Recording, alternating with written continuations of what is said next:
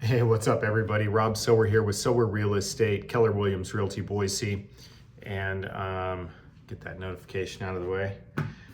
Okay, so it's March 2026, and so we'll be going over the stats for February. But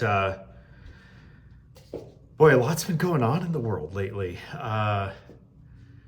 You've got the pretty cool stuff with the men's hockey and the women's hockey for the Olympics, which was super cool. And then on the other side, you've got, potential end of the world, war with Iraq. And no big deal. You've got interest rates that are going, up and down, coming down for the most part, but blips up and down as well.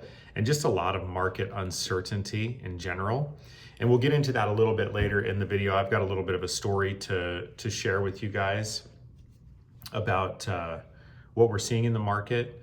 It's very different. We've got, low inventory, but it feels more kind of like a buyer's market. And then you have, certain things that demonstrate that that's not how it feels. So anyway, I'll explain later. So first of all, market stats, really kind of what we would expect to see this time of year. You've got your, as usual, here's your your line throughout the year. As you can see, the red line is all the actives that are on the market. The same time last year for February, there were 653 homes on the market for all of Ada County. Now again, that's just existing, that's not new construction. This last February, there was 768.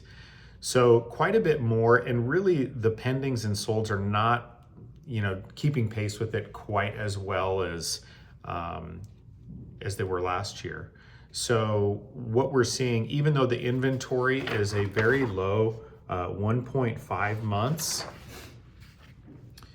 which again, as we've talked about before, that is very much a quote a seller's market. It just doesn't feel that way completely. And to give an idea, the month before, so for January, it was 1.3. Now, typically the winter months are known as being, slower months, which in many ways they are. But again, there's that inventory thing that's telling you, oh no, this is totally a seller's market. And the reality is, it's really not the case. So, and here we go again. Average home sale price, you can see, here's the COVID spike, and then it's been pretty much flat that whole time. So far this year for 2026, we're down 0.1%, a tenth of a percent. But we're pretty early into the year. So we'll see how that plays out. I really don't expect there to be like massive appreciation this year. Who knows, I could be wrong, obviously.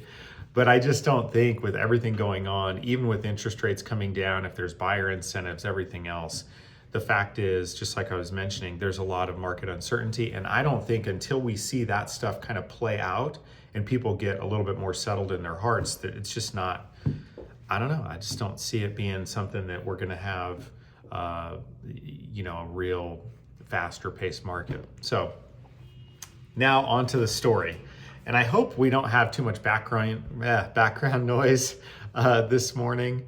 I am below a coffee shop. I tried to get in here early enough that, people aren't here, but maybe we'll hear a car horn or something like that, or people moving their chairs. So, okay, the story that I wanted to share with you guys. So, I talk about this whole idea of the buyer's market, the seller's market, and just as a recap, a buyer's market is where inventory is typically high and buyers have control. They can go in and they can negotiate, they can bail out of contracts a lot easier, all this stuff, and sellers are really more desperate.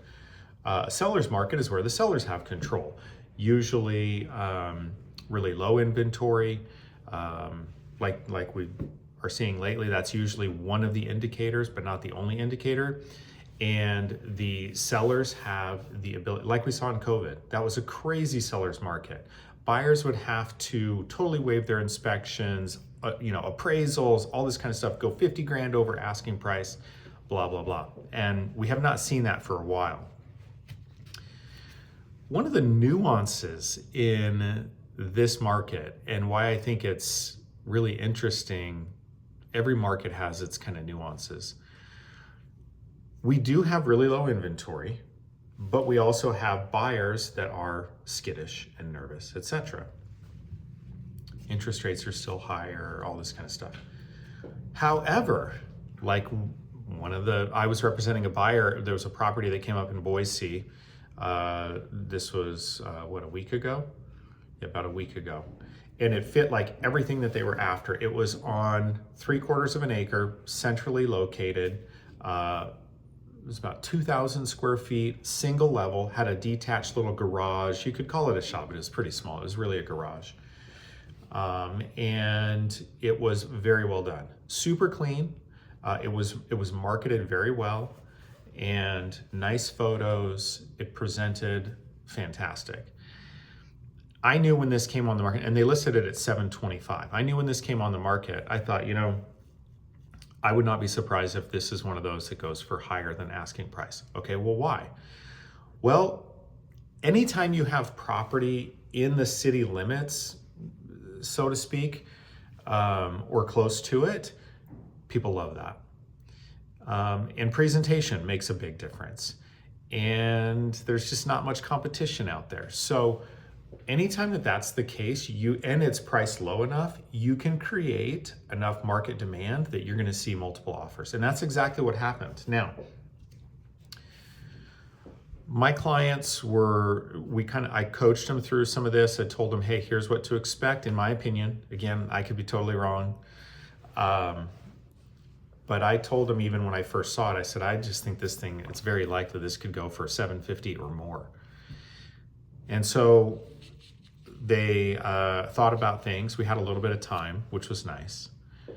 And then we talked the next morning after seeing the place. They had to see it virtually, and then they had a relative that was there that walked through it, and I did a FaceTime video. Anyway, to make a long story short, we submitted an offer, and we started at $735, and we did an escalation clause all the way up to $775. Appraisal, not a contingency of the sale, because they had a very large down payment, so the appraisal wasn't going to be an issue, even if it appraised fairly low, which there's just no way it would have. And they still wanted to do inspections. Now, I told them in the meantime, because we knew we were starting to see multiple offers coming in from my communications with the agent, and I had great communications with the agent, but we saw these multiple offers coming in. And I said, you could do the inspection for information purposes only. They weren't comfortable with that. I said, I get it. I'm just telling you that you can. I'm not recommending it necessarily. I'm just saying that if it really gets competitive, that's what we can see. And then, made sure that we talked with the listing agent about what's important to the seller as far as closing date, title company, all these kinds of things to really try to, to win. And we didn't. So basically what ended up happening is, and we couldn't have won anyway, and this is part of the challenge, it ended up going to a cash buyer, $775, no appraisal, no inspection, and they could close in 2 weeks and let the people live there for a little while longer for free. We just couldn't compete with that. But the nice thing is, and like I told my clients, the most important thing is to leave everything on the field. Make sure that you exhaust every option that you have. And if you can't win under those circumstances, at least you can walk away saying, hey, I did my best.